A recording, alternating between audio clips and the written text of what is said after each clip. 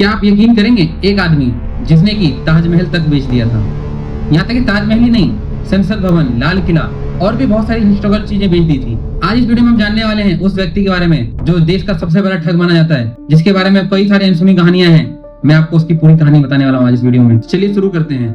ये जो ठग है, इसका नाम था नटवर लाल। ये बिहार के एक छोटे से गांव से आता है और एक छोटे साधारण परिवार में इनका जन्म हुआ था। और इनके अंदर शुरू से ही ऐसी कला थी कि लोगों को प्रभावित कर देते थे अपनी बातों से।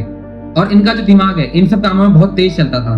और इन्हें जो है नकली हस्ताक्षर करने वालों को उस्ताद भी कहा जाता था, क्योंकि इन्होंने क्या है कि अच्छे अच्छे पेपरों पे जो है नकली सिग्नेचर करके तो नकली बॉन्ड पेपर बना के जो है इन्होंने बहुत सारी चीजों को जो है सेल आउट कर दिया था। और यही ताकत जो इनको बाद में जाके जो है काम आई थी। और ये आदमी ये एक चेहरे पे कभी नहीं रहते थे, ये अपने चेहरे बदलते रहते थे। मतलब आज ये किसी और चेहरे के साथ जी रहे हैं तो कल ये किसी और चेहरे के साथ आपको मिलेंगे ठगते हुए।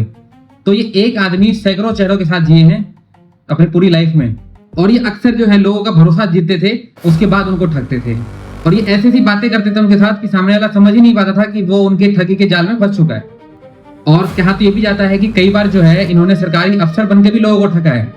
और लोगों को ऐसे ये इम्प्रेस कर देते थे अपनी बातों से कि लोग प्रभावित हो जाते थे कि एक्चुअल में सरकारी ऑफिसर है और इनकी बातों को मान लेते थे। और फिर ये ऐसे गवर्नमेंट चीजें बेच दिया करते थे।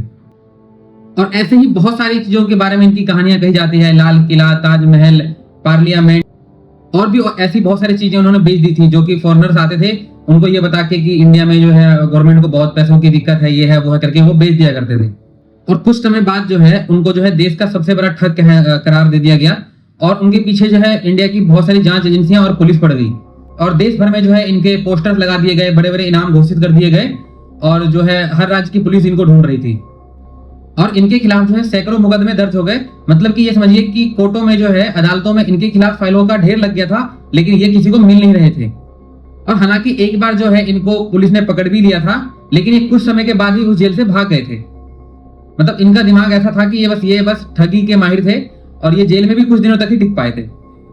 और जब जेल से ये भागे उसके बाद ये किसी को मिले ही नहीं, ये अचानक गायब हो गए। अब ये शायद किसी अनजान चेहरे के साथ जो है वो जी रहे होंगे, लेकिन ये किसी को उसके बाद दिखाई नहीं दिए। और कोई नहीं जानता कि उस गायब होने के बाद उनका क्या हुआ, वो जिंदा है, मर गए।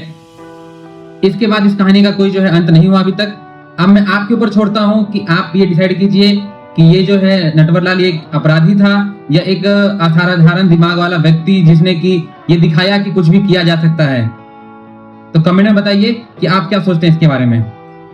उम्मीद है आपको वीडियो अच्छी लगी होगी। ऐसे ही और वीडियोस के लिए वीडियो को लाइक कर लीजिएगा, चैनल को सब्सक्राइब कर लीजिएगा। मिलते हैं ऐसे किसी नेक्स्ट वीडियो में जिसमें मैं आपको फिर से कोई अनसुनी कहानी बताऊंगा।